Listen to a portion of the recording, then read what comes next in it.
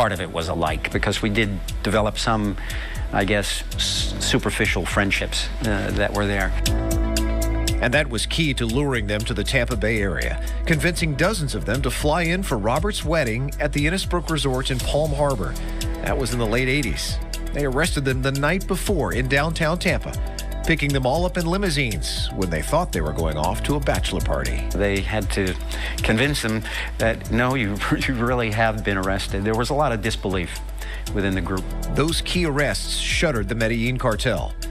His new book, The Betrayal, tells the new story of infiltrating the Cali cartel in the early 90s and exposing the federal agent who turned on him, telling cartel leaders Robert worked for the DEA. And the only way for us to be able to get this corrupt officer would be for me to stay under, feed him disinformation, and we would use that as a means of proving his involvement with the cartels, and ultimately that plan worked, and we put him away for 11 years.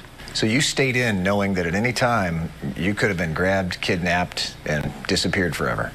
Yeah, and I almost was.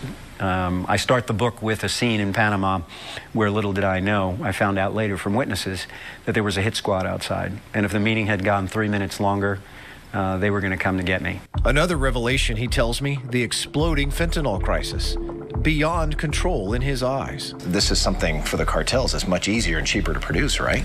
Yeah, I mean, they can get all they want from the unregulated pharmaceutical companies in China. The triads are happy to work with them. Which is why he feels reducing demand is our only chance.